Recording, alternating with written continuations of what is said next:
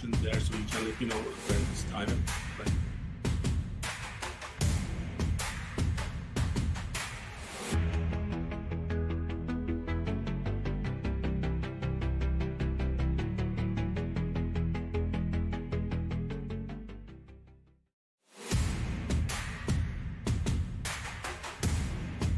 Station there, so you can let me know when it's time.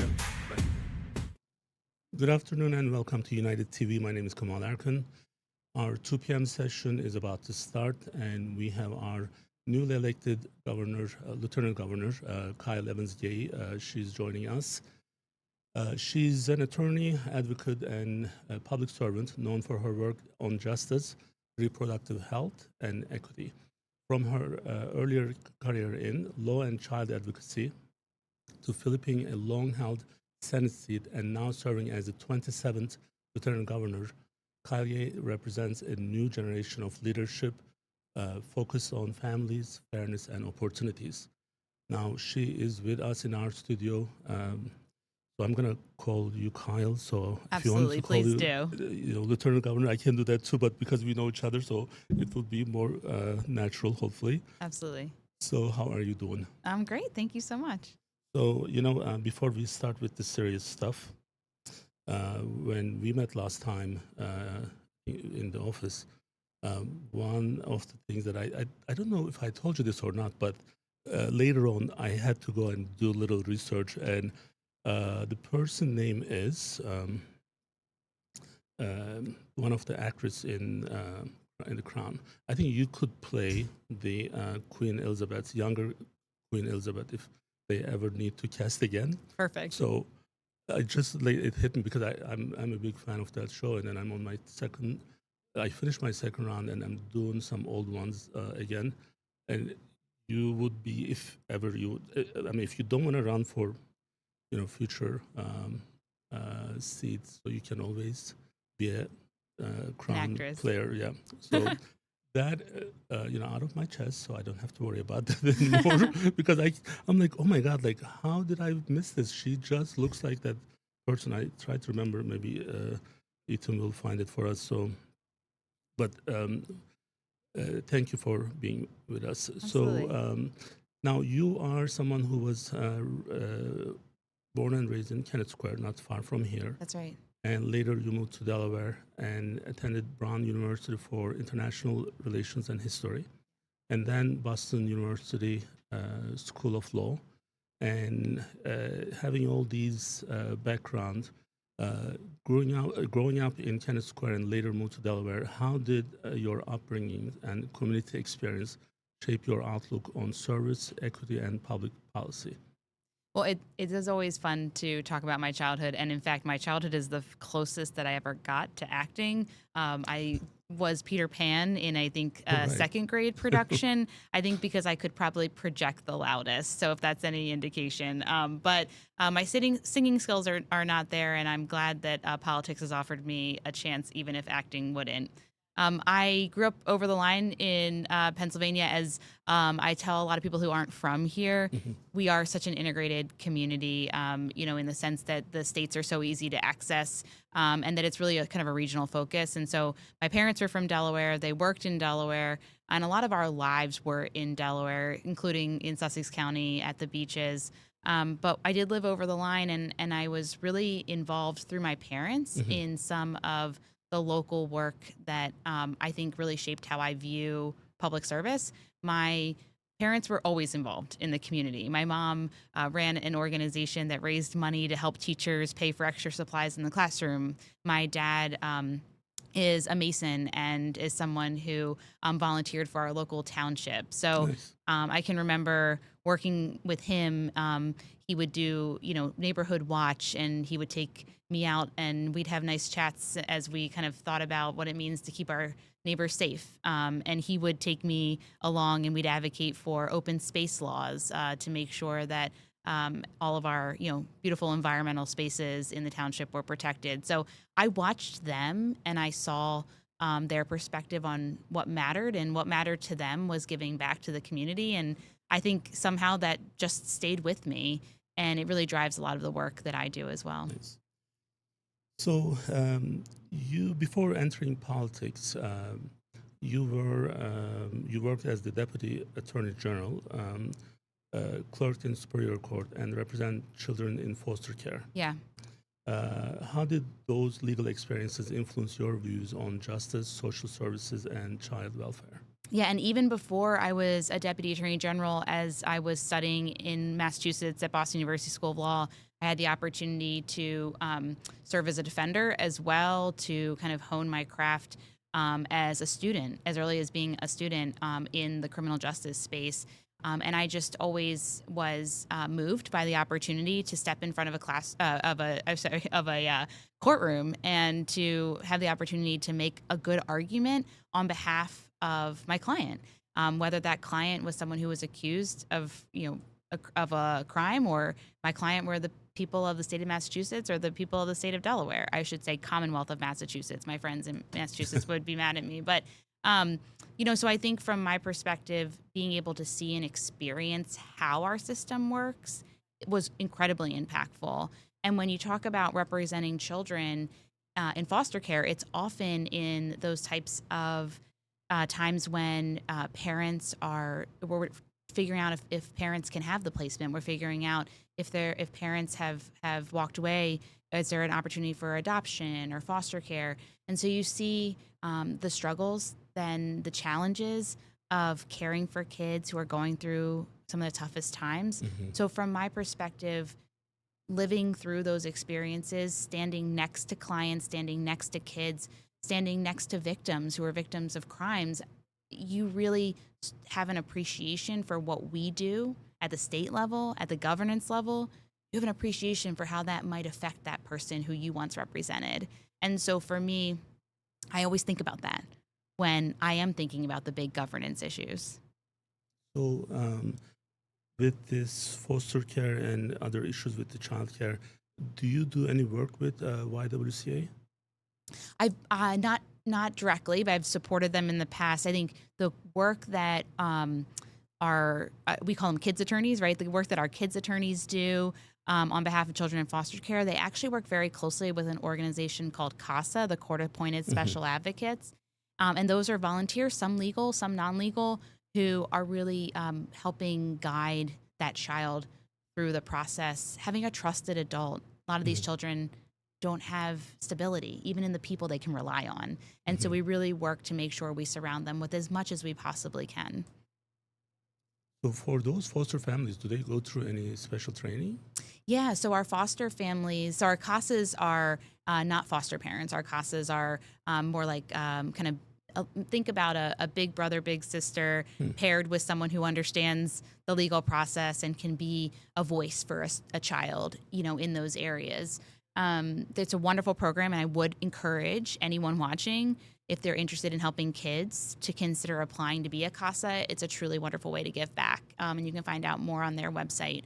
But Do they stay with those families, or do they No. stay in a different place and they yeah, just? they're just they're their volunteer, and so they may be a nurse, or they may be a real estate agent, or they may be a stay-at-home mom or dad, right?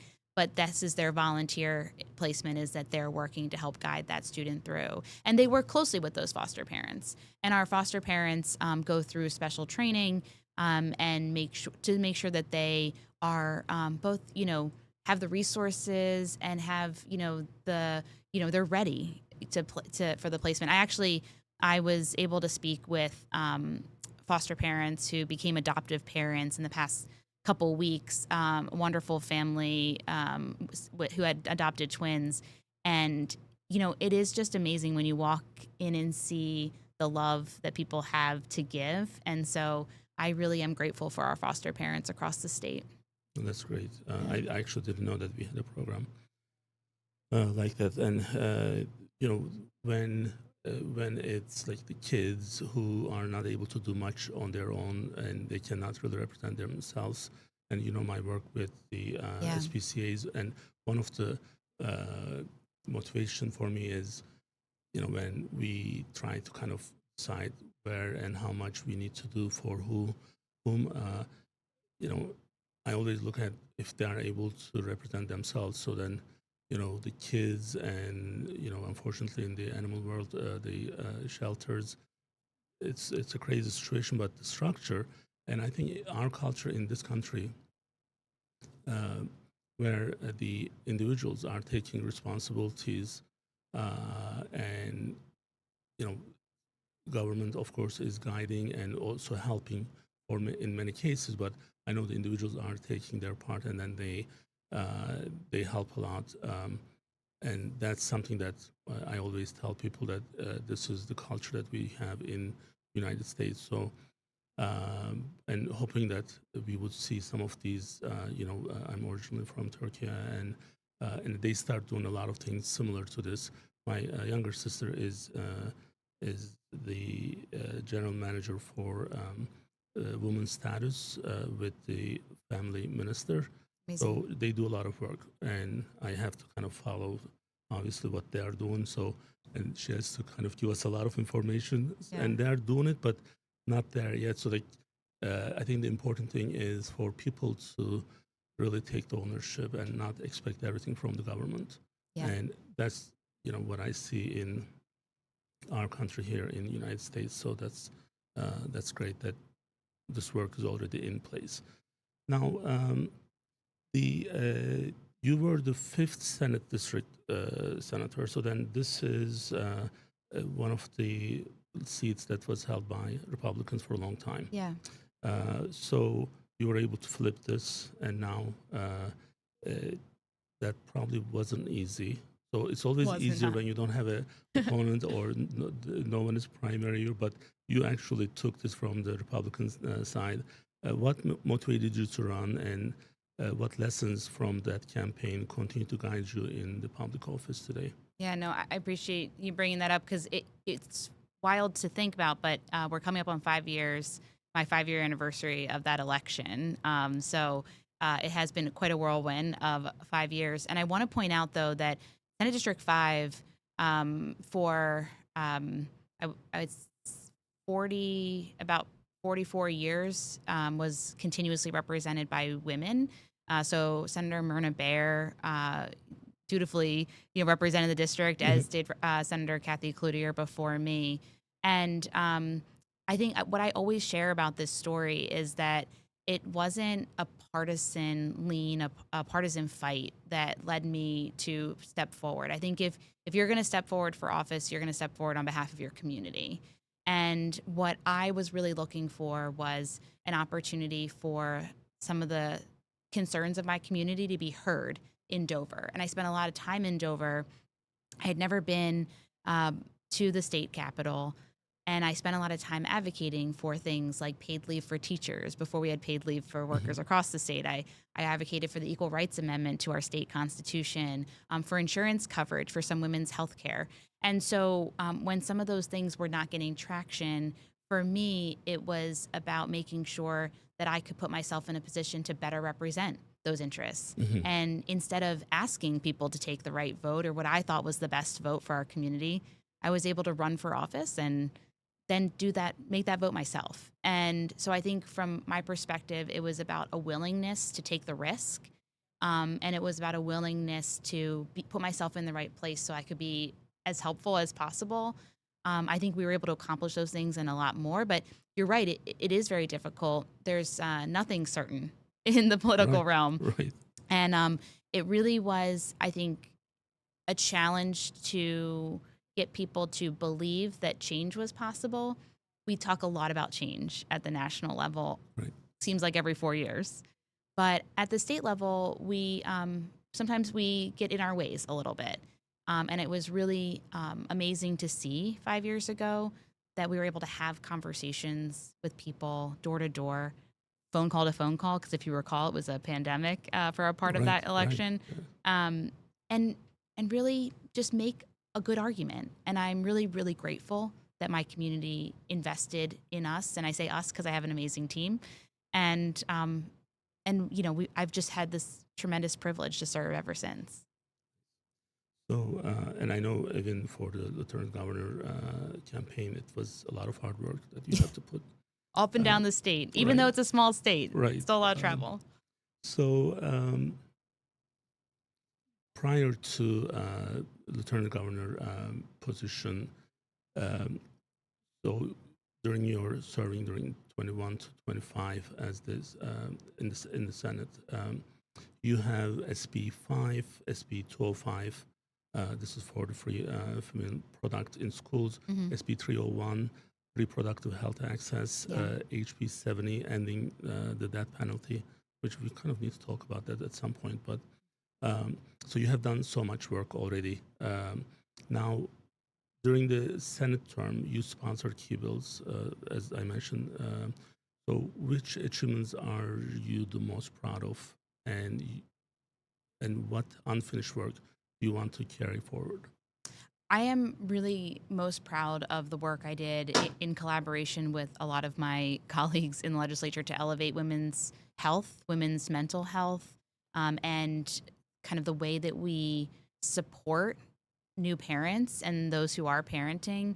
Anything from work that we did to make sure that we had women's healthcare access on college campuses, to making sure that we have insurance and Medicaid coverage for full spectrum women's healthcare, to feminine hygiene products, making sure that kids aren't missing school simply because they don't have access to pads and tampons, but also thinking about a lot of the work that my colleagues have done that I was able to vote for and support.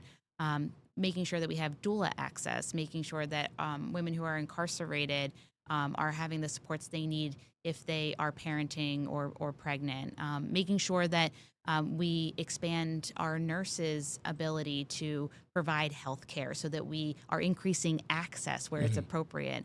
All of these pieces really elevated women's health care, and I think that a system is only designed to do what it's designed to do, right? It only accomplishes what it's designed to do. Of course. And so when we talk about reforming or evolving our healthcare system, it's really making sure that women are as centrally thought of and that that healthcare is as valued as any other care that you could receive. So now the transition to Lieutenant Governor. Yeah.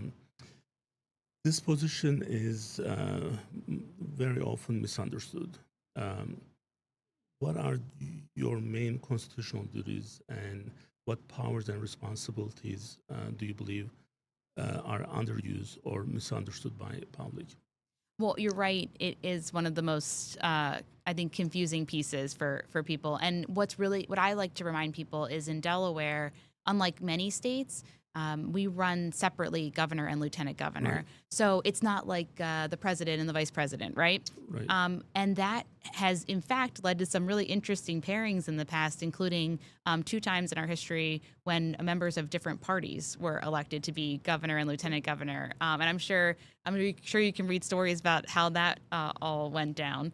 But what's wonderful about that is that we have in our lieutenant governor here in the state of Delaware a duly elected statewide official that is accountable to our entire state, just like our other statewide elected officials, and that really does that work and makes that pitch and is in those places to make sure that the citizens of Delaware know that they can be trusted, when we're campaigning.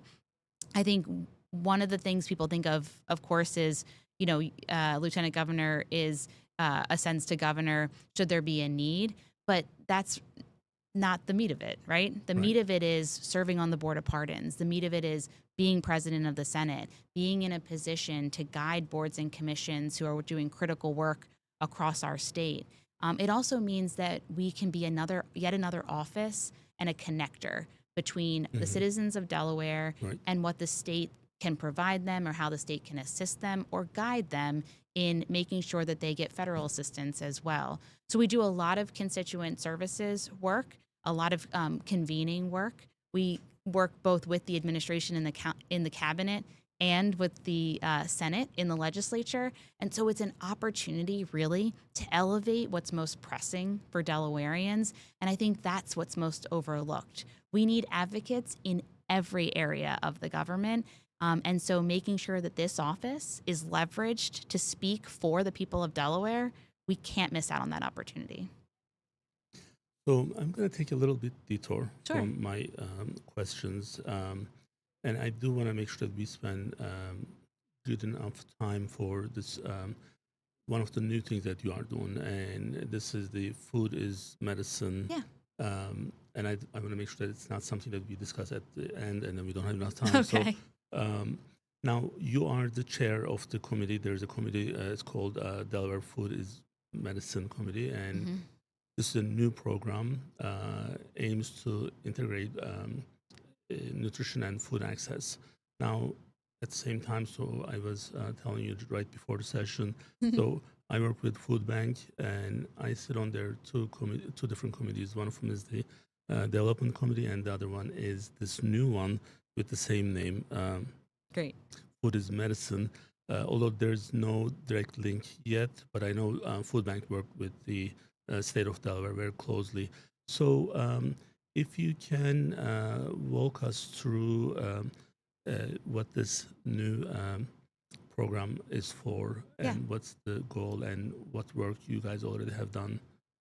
Absolutely. And I appreciate you asking. It's an exciting initiative. And I'm, again, going back to working governor and lieutenant governor closely together. It's a great example of collaboration and the governor, making trusting our office to take on such an exciting initiative and work with his administration and work with other stakeholders across our state to make sure that we move this forward in a tangible way. And so I'll start maybe with some of the problems that we're trying to address. Sure. We know in Delaware our healthcare costs are rising Right. Exponentially. We also know that at the same time we continue as a population, as a citizenry, to struggle with chronic health problems, more and more chronic problems like heart disease and diabetes. And then, of course, we have an incredible industry in Delaware, in the agricultural industry, a backbone of our state and our economy. And finding ways to continue to support that industry is key to our economic success moving forward. And so if you look at that ecosystem, an innovative way to move the needle in all three areas is food is medicine. Food is medicine. A lot of people think it's just nutrition, right? Eat healthy. But we're really talking about something more specific. With food as medicine, we're talking about, in many cases, medically tailored meals and programs, working in conjunction with healthcare professionals and nutritionists and physical therapists, and all the pieces, right, to make sure that there is a program of diet that is prescribed like medicine, right, in a sense to address specifically the health concerns of the patient. And so a patient who is diabetic may have a different food prescription than a patient who is suffering from heart disease, someone with a cancer diagnosis. And so what we have seen in other states who have been really successful with these models, they have seen just tremendous results as far as alleviating some of the symptoms and concerns from those chronic diseases, as well as bringing in that agricultural industry, right? And making sure that we provide local streams of commerce for our local ag folks, all while investing in food and healthcare and nutrition and food as medicine, rather than investing in expensive complications down the line from some of our chronic diseases. And so I'm really excited that this group has come together. I want to point out specifically, we have three sub-leaders on our committees who are really experts in their field, and many have executed this work before. And they are working to get a statewide plan together. And in conjunction with those three leaders, our goal is to make sure that we as a state can be competitive for asking for funding, working with the federal government, and really defining what food as medicine means in Delaware and bringing local programs up to that level of excellence and supporting those programs through their journey. So we feel that we're too small not to collaborate, right? And so we'll continue to work together and drive this work forward. I'm incredibly excited about what lies ahead. So do you see, like just finding out this, and then also food is medicine with food bank is very new. Yeah. Well, at least that was my first meeting that I couldn't make because I was in Orlando for Oracle Health Conference. But I read all of our meeting minutes and the goals and everything. And there are a lot of similarities with, what you are describing and what food bank, I guess, how we are positioning ourselves there. So, do you have any already work with Food Bank of Delaware on this, that, or like what potential, like what can I do? I can just tell you maybe straightforward. Yeah. Like what can I do to make this collaboration quicker if there isn't one already? Absolutely. And so I am absolutely certain that they are aware of the work we're doing, especially because the food bank is so keyed into the Food and Farm Policy Council, where we're kind of a subgroup of that Hmm. work. And then just making sure that we are talking to the right people. We want to gather folks on our subcommittees who have this experience and who can now leverage that experience in creating and drafting our state plan, and who can work on things that maybe aren't just the food as medicine part, to work on the sustainability, the project management, the convening, the bringing people together. So any suggestions or connections are always appreciated. We've just recently established the committees, and they will be getting to work over the next couple of months. I'm really excited that in the next month or so, we're going to be hearing from a center at Harvard that does a lot of this food policy work, and we're going to all of our meetings are on the public meeting calendar, so people who are interested in this work can kind of tune in and see how they might be able to fit into it.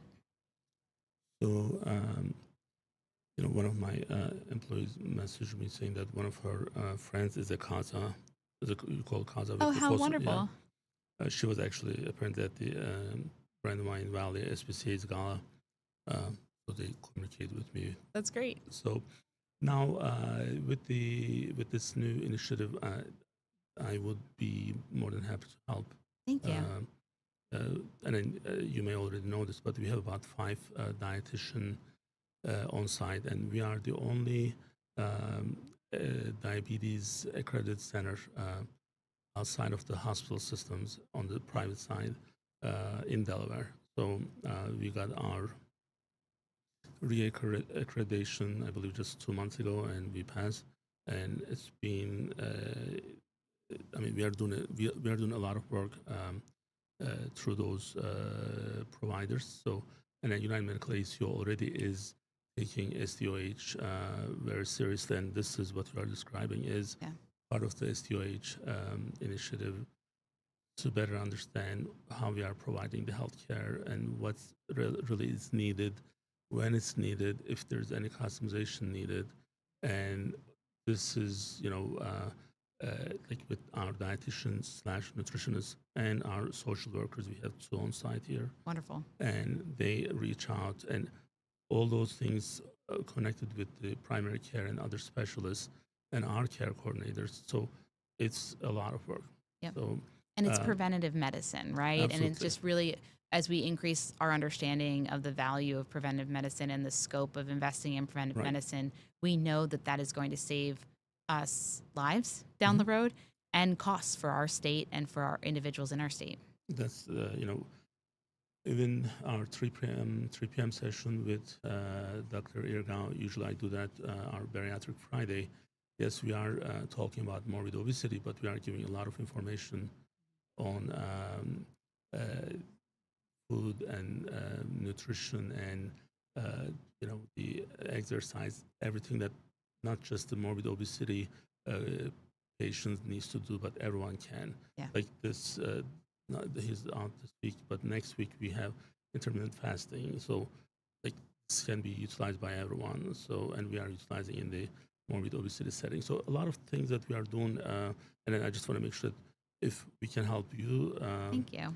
And also this way the redundancy and overlapping of these efforts rather than overlapping, then we can actually expand what can be done. Right. Now, did you want to add anything on the food is medicine? No, thank you very much, Good. though. So for the your focus and priorities for the new term, what are the top 3 focuses, priorities that you have as a lieutenant governor, and how do you plan to partner with Governor Matt Meyer and General Assembly to advance these? Well, it's hard to pick just three. As you know, there's a lot of advocacy in our state, and rightly so, because we are very honest with ourselves about where we can show improvement. I'm a mom of two young kids in elementary school, and so I think always about education, and I think about moving the needle on education and not waiting a generation to do it, right? What are we going to do to make sure that our kids who are seniors today, fifth graders today, kindergartners today, just born yesterday, right? What are we going to do for them as they move through the system? So education continues to be a strong central guiding post. And I know that we've heard that from politicians before. So I'm really excited that the governor in particular is focused, and our new secretary of education. I say new, but we've all been doing this for about Right. almost 9 months now. So about 9 months. So um, is really focused on what we can do to look at funding and organization in the ways that we best get funds to students and where those students need it most. I'm obviously really focused on the early education piece of it, and I'm sure we can talk a little bit about that. Um, Another big focus for our office is through the Behavioral Health Consortium, in particular, um, expanding our scope of how we feel that we're uplifting the profile and the work in behavioral health across the state.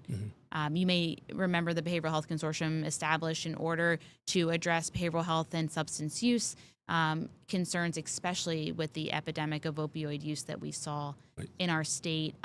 We are continuing that work as the core of the Behavioral Health Consortium and really expanding to look at pieces of our mental and behavioral health that we know are so pressing in 2025, among them being maternal mental health, veterans and first responders, and the unique challenges that they face, and then, of course, our kind of communities of care, those people who are caring for others, who are educators, we want to make sure have that trauma-informed support as well. So in that way, the health and well-being of our state continues to be a focus through Food as Medicine and the Behavioral Health Consortium. And I have to say as well, we talked a little bit about women's health care, but so I never want to forget that bucket, but I feel like we might have covered that a little bit earlier in some of the initiatives. I would like to mention, of course, our veterans and our armed service personnel. My office has really set as one of our priorities making sure that the 70 to 75,000 veterans who are in our state are supported in ways that they, quite frankly, feel they haven't been in the past. And one of those ways, and I'm really grateful to our leaders in the legislature and to Governor Meyer, who established our Secretary of Veterans Affairs, and that will be the first ever in Delaware. General Secretary Karen Berry was sworn in the past few weeks. And we are really going to start to put an institutional focus, an organizational focus, and with all of our intention to support everything that our veterans need, from housing to healthcare to mental health to family supports. And I just think that it's really time that we set that focus. So, from being the lieutenant governor, you are the member of the Board of Pardons Yeah. and review of clemency applicants, and has influence over the criminal justice reform.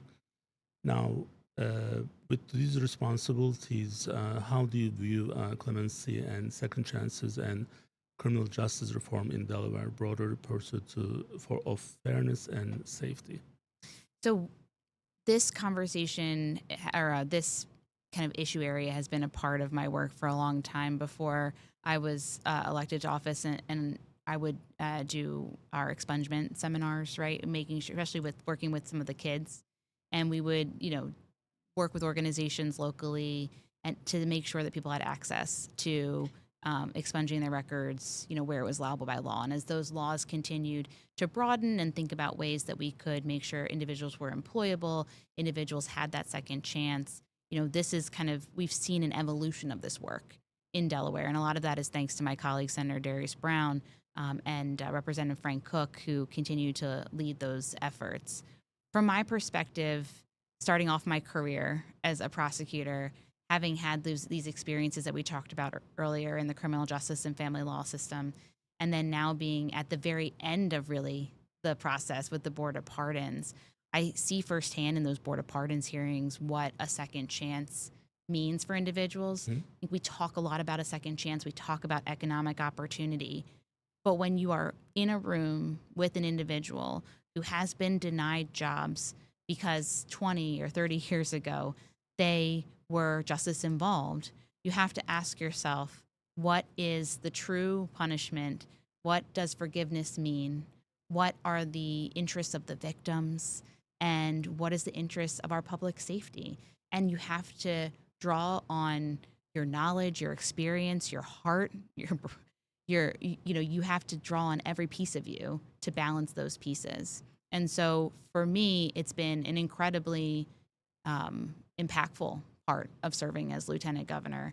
And I think that as we continue to work with the governor to try to provide second chances, this is going to continue to be a place where we have these hard, but at the end of the day, rewarding conversations. So I want to ask you a couple things around this topic. So, well, because you're a lawyer, you have a lot of experience in this area. Now, because I need some help to process certain things, and I don't know if Jessica Needles. She joins us on a regular basis. Okay. She's a lawyer with Dalton's. I don't know if you know her, but I know her colleagues, so that's yes, good. about, Yeah. It's a small community right. here. Right. So she joins us as the legal expert, and then I try to cover these issues without a legal support. Like, I'm not a lawyer. I mean, yes, I have a lot of experience. I can analyze these things, but the law is different. So, and having a lawyer on the show, it did help us a lot. And we are now focusing on specific cases, like we did. I don't know if you are following the Macron's case, which is going to be in Delaware. A little bit. So that's kind of like kind of interesting / funny. But then Luigi Mangione issue is another one that we discuss a lot, and it's going to be on our list until kind of its result. And it was kind of interesting when I see the second chance, and perhaps in some cases not having the death penalty, like and this interesting case with Luigi Mangione is like people were raising money for his legal expenses. No. And what's your view on this whole issue? Like can they influence the jury, like just because of his certain qualifications? Should he be treated differently? I know this answer is going to be no to this, but maybe help me to understand why people are feeling so obsessed with these things. To kind of raise money for someone who already have more than $1 billion with his family. Got it. Well, I guess that situation for me is very different from the situations that we're dealing with on the Board of Pardons. What I think people see in the news and the kind of fanfare around certain cases is not the criminal justice system that goes day in and day out in the state of Delaware or in states across our nation. When we see people coming before the Board of Pardons, when our judges in Court of Common Pleas or Superior Court see people come through, oftentimes maybe they have a conviction for something 5 years ago or a juvenile conviction, and now there's a failure to stop at a stop sign, or there's a trespass, or these are people who are living their daily lives, who no one in the news is asking questions about, who oftentimes their elected officials maybe aren't asking questions about. And these are the people I think that we have to focus on.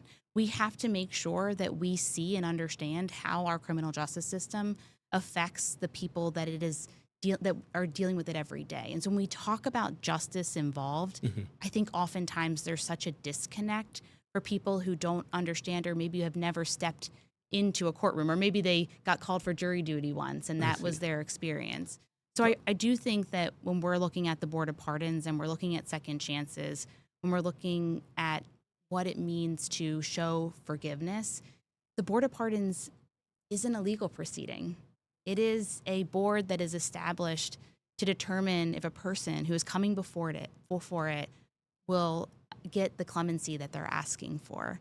And so oftentimes I will say to people coming before us, this isn't a proceeding. I'm not your honor. I know we're in a courtroom, but this is a conversation with this board, a mhm. board that for the first time in history is all women, and a board that reflects a tremendous amount of life experience and state experience in leadership in our government and other fields. And so, like I said, these are some of the toughest conversations that you could possibly have in Mhm. state government. But if we're not having them, then we are not showing that compassion that we have promised our constituencies. I see. And actually, as I was listening to you, I remember something that happened with my barber. He's not my barber anymore. Like this was a long time ago, but he was with me for almost 10 years, and he used to come to the house. Uh, his background was Puerto Rican, and he would tell me a lot of things. And a lot of in his neighborhood or in his family, a lot of people were in and out of jail, and this guy was trying to make his life clean and just stay out of it. And then he got in trouble, and he was, I believe, 20. He was not 21 yet. So I remember writing a letter to the judge at that Mhm. time, uh, just saying that, hey, this is someone who works really hard, and I know him for that time, maybe 3, 4 years. I feel comfortable for someone like him coming to my house on a monthly basis, and he was a good guy, and he they took that letter, and he was given that second chance. I think the problem is when we don't do that. Uh, the way that you explain actually it makes a lot of sense.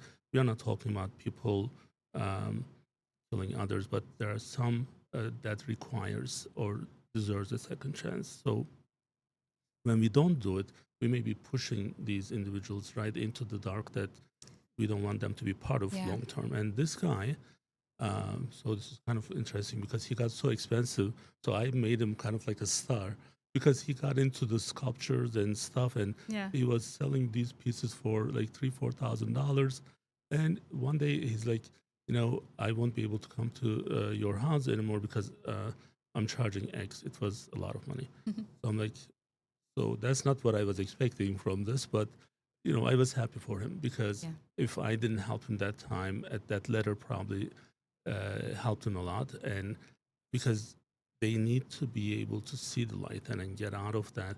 Like I don't know if you would remember this from President Obama's book.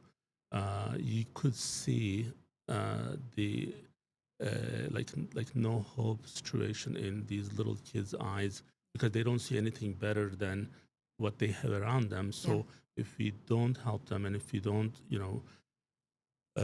go out of our way to uh, put them in the right track, then they are going to be lost forever.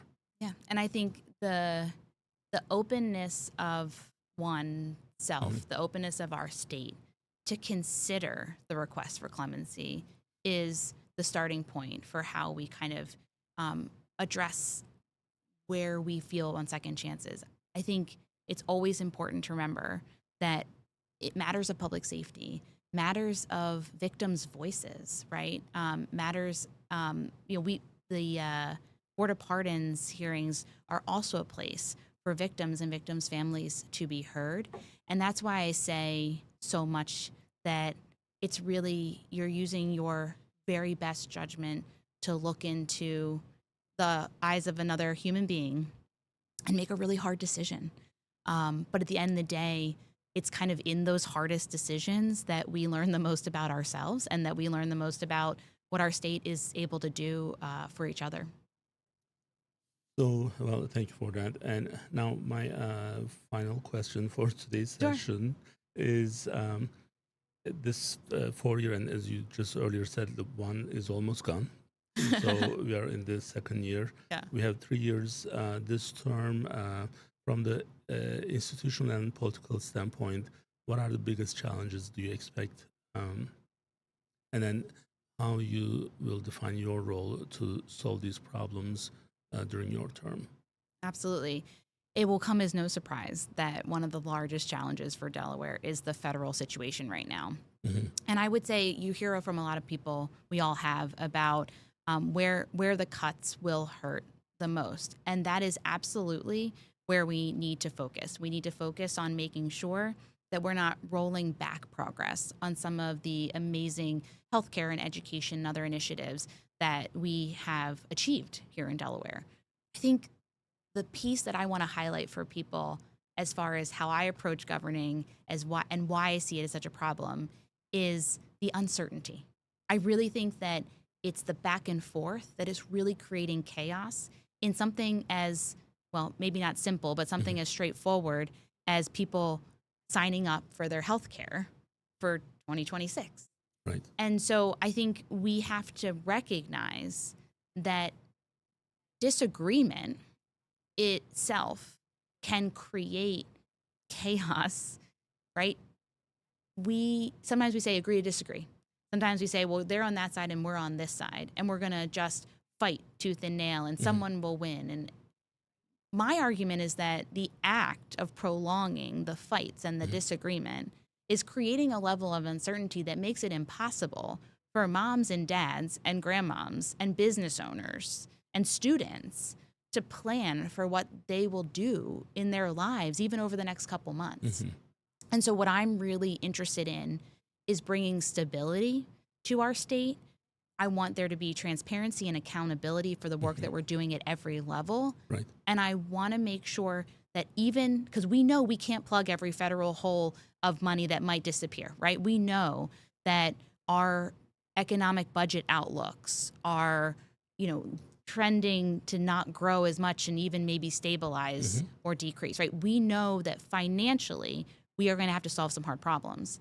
What I want to also provide Delaware, though, is some stability and that they can count on the next X. It's very hard to do that when the government is shut down, right? But we have our federal delegation fighting day in and day out for what's best for America. I applaud their efforts to ensure that we here in Delaware are protected in all senses. And I want to make sure that our state leadership in Delaware is able to, here at home, create as much stability as we can. So that's really important because one of the issues that sometimes I see is, yes, we may have different parties, let's say the federal government with the Republicans, here we are in the Democratic Party. So, but still we need to be able to collaborate with our differences.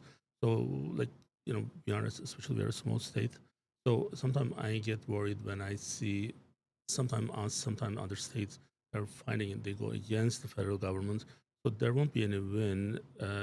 There won't be any good outcome. And rather just trying to understand where they're coming from and then make our points. And then we have a lot of strong leadership in Delaware, and I definitely want to make sure that there's good dialogue with them to kind of make our points, even if business owners needs to go and talk to them. Because one of the issues is that if I was in a room with President Trump, I would tell him, like, look, when you are cutting Medicaid, you are also cutting your doctor's income. Right. And there's already a shortage. So this is not, this is not one way of doing things. And you are going to take something, you think you are just maybe penalizing one group, but 25 to 30% of our patient base is Medicaid. Right. So, and then the other 25% is Medicare. So you control these two, and if that's not there as a benefit, then benefit. If it's not there as a benefit, then who's actually also getting hurt? The physicians and the hospital the system, whole ecosystem. And that's that backwards motion that I was talking about, right? We are by making arbitrary decisions about a bucket of money that will become smaller. we do not caretake for the institutions Right. that we have or the systems of care that we have developed in order to capture some of our most vulnerable and everyone else as well, right? It's about all of us. I do want to go back to, though, you real quick, you said, the back and forth and where we can work together versus where we can kind of, where we battle it out. And I would say what I have seen from our Delaware leaders is an absolute willingness to come to the table to work on the issues that matter for Delaware. I have seen this administration, our cabinet secretaries, work with their federal counterparts on any number of issues that they can. But where Delaware leaders cannot just collaborate is when you are cutting the legs out from our healthcare system. Right. When you are refusing to send money that was already appropriated for our education system. And our Attorney General in particular has been tremendous in not picking fights, but in defending our rights as a state to the resources and opportunities and the civil rights that we are entitled to. And so I do applaud Delaware for always being a willing partner. I also applaud our Delaware leaders, state and federal, for standing up to a bully, because we cannot be bullied and we cannot go along with a bully. It's only going to hurt our state. And we are here because we promised to caretake for Delaware. And that's what we're going to do. So I invited Dr. Mehmet Oz to the show. So, he's also Turkish. Well, he was born and raised here, but he still has his Turkish origin. So, we have some. I knew his father. He also was a physician here. So I do want to actually reach out to him again to make sure that once we can bring him to the show. But also the main thing is to discuss these issues. So they are physicians, so they should know what we are going through. And not everyone has a TV show like him. So then we don't have $100 million. So unless he gives every physician a TV show, then then fine. But that doesn't happen, right? So this health system, healthcare, is something that Delaware, especially from our Medicaid standpoint, we have one of the best Medicaid programs in the country. And now ruining this is going to be a problem, not just for those beneficiaries, but also for the providers. That's right. Providers are already fed up with all the ups and downs and cuts and this and that. So this is going to backfire. So hopefully they are listening now. So that's all I have for today. But one thing that I wanted to say, when I met you first, I didn't think you were warm and fuzzy for whatever reason. And in time, I get to know you. There is this dynamic young person who cares. And also one thing that I noticed, you don't have any notes. So No. I have notes in every different direction, and you don't have a single note in front of you. And this is not the first time. This when you came to the provider meeting, when we met in different and the other YouTube session that we had. This is amazing. And when I'm listening to you, sometimes I just forget what I was going to do next because I'm really paying attention. Fine. And that's incredible. Thank you. And now knowing you more and understanding who you are, and I'm hoping that people who may not know you much, with these shows, they can actually get to know you better. So this is incredible that where we are today versus where we started. So I just want to say that. Thank you. And thank you for coming to the studio today and being with us. And I'm sure we'll meet again for other things, and then hopefully maybe once a year, if you can join us. And then more often is you're always So welcome. great. But we just want to go over some of the state issues. And we have another session today at 3 p.m. And one of our physicians, new physicians, so we are still hiring. Great. We hired 2 new surgeons for CRIAS. And Dr. Donovan Hoy is going to be with me, and very young surgeons. It's incredible. So, That's good. and until next time, please stay united. Bye-bye.